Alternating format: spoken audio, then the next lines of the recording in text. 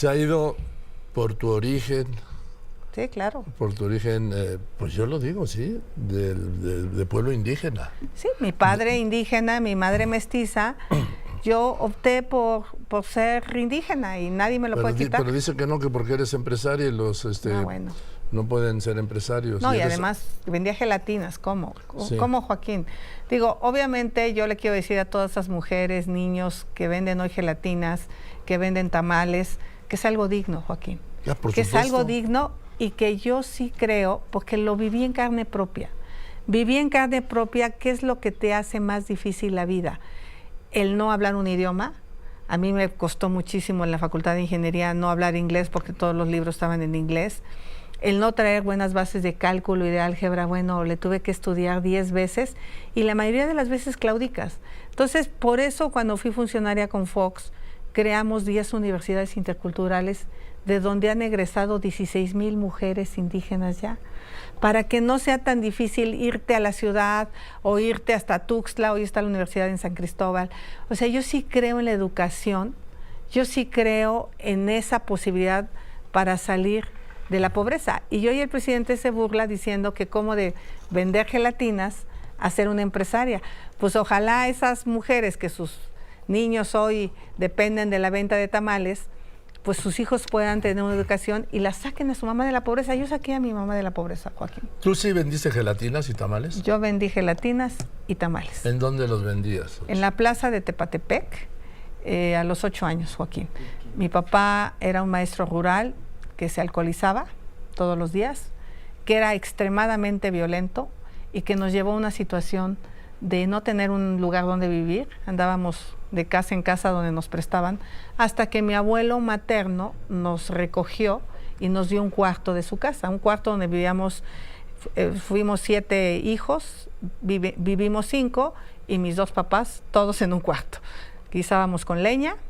Yo me acuerdo que trabajando compramos la primera estufa de petróleo, ya como tenía yo como 9 años, porque mi mamá y yo éramos muy chambeadoras, Joaquín. Mi mamá lavaba ajeno, planchaba ajeno, le gustaba bordar, pues toallas y esas cosas, le entendió como a la bordada. Ella tenía una máquina de coser, yo ya aprendí a coser. Y me volví una mujer de trabajo, Joaquín. Y soñé con salir de Tepa y ser ingeniera, y me convertí en ingeniera. ¿En qué momento dijiste, yo voy a ser ingeniera? Yo vine a México cuando tenía como 9 años a un viaje, porque había ganado un premio de matemáticas y nos trajeron a visitar la ciudad de regalo. Primero me impactó bañarte todo el tiempo del mundo en la regadera, o sea, que no se acabara el agua. 2, la taza de baño, nosotros teníamos una letrina y sí era bastante apestosa y fea. Y parte del viaje fue ir a la UNAM a conocer CEU. Y cuando empezaron a pasar por las facultades, Derecho, Ingeniería, Medicina, Odontología, yo me imaginé pues ahí. Y regresé al pueblo y en el pueblo no había secundaria, Joaquín, solo había primaria.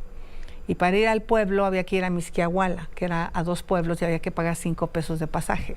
Entonces eso se volvía un poco difícil. Yo tengo otro hermano que le decía, pues vámonos a la secundaria. Y mi papá como que a los hombres sí, A los hombres sí. Pues son los usos y costumbres, ¿no? Las mujeres, ¿qué escuela ni qué la fregada? Ahí está el metate. Eso es lo que dijo mi papá. Pero yo tenía un tío, que es de estos hombres que odia al presidente, emprendedor. Un tío que hacía mole para vender, el tío Beto. Un tío que hacía barbacoa de pollo para vender. Un tío que tenía una tienda en el centro del pueblo, pero era muy chambeador. Y entonces me dijo mi tío, ¿sabes qué? Te vas a ir a la secundaria. Yo voy a hablar con tu papá y no vas a vender ya tus gelatinas tú, me las vas a dejar en la tienda. Y entonces de vender 40, 50 gelatinas al día, el tío empezó a entregar gelatinas por toda la región y llegamos a vender 600 gelatinas. El presidente se burla de que llegué a vivir en Las Lomas. Sí vivía en Las Lomas, ya no vivo en Las Lomas, ahora vivo en esta colonia Reforma Social. Aquí está mi casa. Porque mi papá se burlaba de nosotros y nos decía que con nuestras chingadas gelatinas, ¿a poco íbamos a vivir en las Lomas de Chapultepec? Y traje a vivir a mi mamá en las Lomas de Chapultepec, Joaquín, con mucho orgullo. Entonces, esa es la historia de éxito que el presidente no me perdona. Yo ahí decidí que iba a estudiar ingeniería, o bueno, que iba a ir a la UNAM. Después trabajé en la presidencia municipal de Tepatepec, de escribiente en el registro civil, y me eché a la prepa trabajando y estudiando. Y llegué aquí, a un cuarto del lámina de Iztapalapa, Joaquín. Y de ahí busqué un trabajo de telefonista, que fue lo que logré encontrar, y me fui a la Facultad de Ingeniería. Y me convertí en ingeniera en computación, Joaquín. Y luego desarrollaste tus empresas, que ahora Las 2 empresas. Sí. ¿Sí? Una la empecé pidiendo fiado al DLP Ventas, ya no existe, a Pairo. Me fió un plotter y 2 computadoras. Y luego vendí mi coche para rentar la oficina y hacer la alta social de la empresa. Yo empecé dibujando, empecé calculando, era experta en edificios inteligentes, había estado haciendo el pabellón de México en España, había estudiado mucho con varias empresas internacionales y en 2 años me convertí en la empresaria del año. Yo gané el premio a la empresaria del año en 1994. En 1995 me volvieron a dar el premio a la empresaria del año y en ese año decidí que quería hacer algo por los demás y puse una fundación, Joaquín. Tú en algún momento dado trabajamos juntos con este albergue escolar en Oaxaca. Sí, fue un partido de fútbol. Pero diste una apuesta, hiciste una escuela, hiciste un salón de música. De música. Sí, allá en Oaxaca, Joaquín. Y la fundación empezó a trabajar desde el 2000, desde el 95, llevando una papilla a comunidades indígenas. Llegué a San Lucas Camotlán caminando, no había camino. Llegué a Zongolica, a Mixtla de Altamirano a llevar la papilla. Llegué a San Juan Petlapa, que no tenía camino.